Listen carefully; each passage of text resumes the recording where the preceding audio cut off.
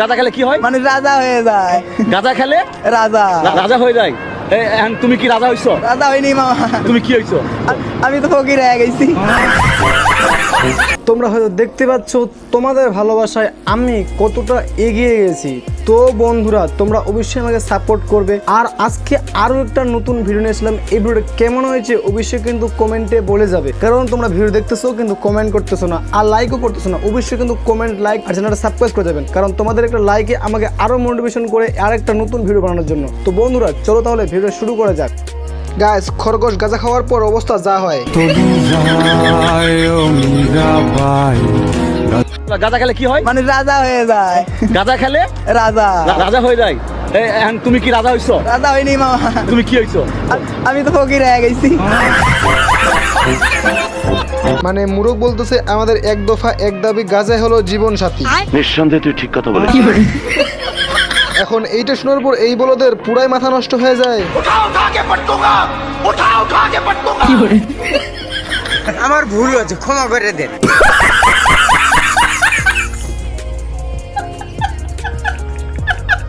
मुझे कोई बताएगा मैं कौन हूँ? তো প্রথমে আমার পরিচয় শোনো, আমি একজন ডাকাত। প্রথমে ছোটখাটো চুরি করতাম, এখন বড় বড় চুরি করি। আজ পর্যন্ত কোনো পুলিশ আমার বাল কেন ননুটাও বাঁকা করতে পারে। আমার হাত দেখেছো? मुझे कोई बताएगा मैं कौन हूँ? তুমি আমার আন্টির পোলা, চলো জেলে চলো। ওইটা আমার লেওড়ার পোশাক।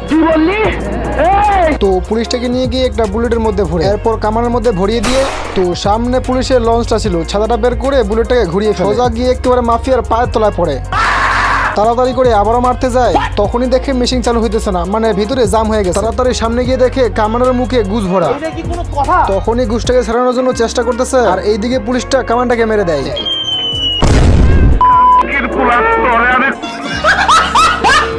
গাইস, আপনাদের কাছে একটাই অনুরোধ, চ্যানেলটা সাবস্ক্রাইব করে লাইক করে দিবেন।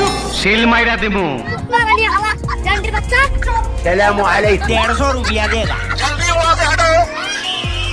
এরপর পুলিশটা মাফিয়াটাকে ধরার জন্য জাহাজের নিচে গিয়ে বলতে শুরু করে, তখনই বোটটা কানা হয়ে যায় এবং পুলিশটা পানি নিয়ে চলে যায়। তখনই পানির তল থেকে একটা কামান নিয়ে উঠে চলে আসে। তুই কি আমারে ফুটপাতের মাস্তান ভাবছ?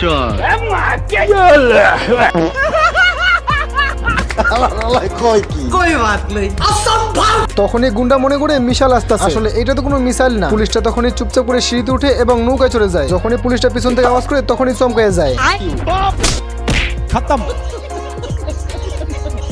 আদিম যুগের লোকেরা কাছে মালটাল পায়নি বলেই চলে, যার জন্য পাথরের উপরে মাল পিন করে তার সঙ্গে প্রেম করতে শুরু করতো।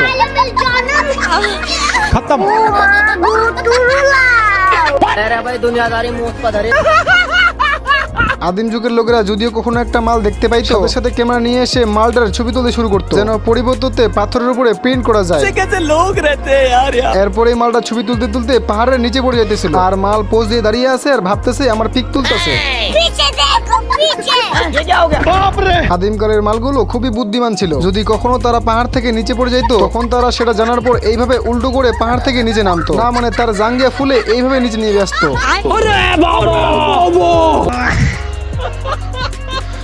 এরপরে মালটা একটা অপরিচিত জায়গায় পড়ে গেছিল। তখনই মালটা সামনে পিছনে দেখে মালটা আগাইতে শুরু করে। এরপরে মালটা একটা সিঁড়ি দেখতে পায় এবং সিঁড়ির উপরে উঠতে শুরু করে। আসলে সিঁড়িটা ছিল একটা ডাইনোসরের, আর ডাইনোসরের দিকে মুখ খুলে এবার যখনই মাল মুখের ভিতর ঢুকতে যায়, যখনই সিঁড়ি দিয়ে পালাতে যায় তখনই সিঁড়িটা অটোমেটিক চলতে শুরু করে। তখনই মালটা চিল্লাতে শুরু করে। মালের চিল্লানি শুনে একটা জঙ্গলি চলে আসে। আসলে এই জঙ্গলিটা অনেক বছর পর একটা মাল দেখতে পাইলো।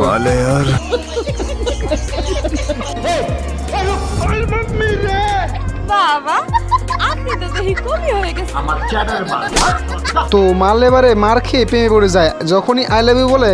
আর এইদিকে এই আদিম যুগের লোকটা মালটারে খুঁজতে শুরু করে।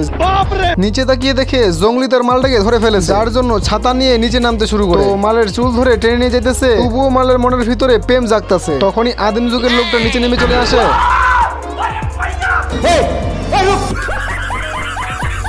এরপর মালকে বাঁচানোর জন্য আবারও সামনে চলে যায়। তার সামনে গিয়ে বলে যে দাঁড়া, এইটা আমার মাল, তুই কোথায় নিয়ে যাচ্ছিস? এবার জঙ্গলিটা চমকে গিয়ে বলে যে তোর এত বড় সাহস, তুই আমার লাঠি ধরে। এরপর গলাটা ধরে ফুটবল মেরে দেয়। ये सब क्या देखना पड़ रहा है? ধাক্কা গিয়ে পড়ে কিন্তু জঙ্গলি আবারও দৌড়ে গিয়ে মারে। লোকটা স্প্রিং করে এসে বুলডোজারের সঙ্গে ধাক্কা লেগে যায়। ওই মাল শুধু আমার। কয় কি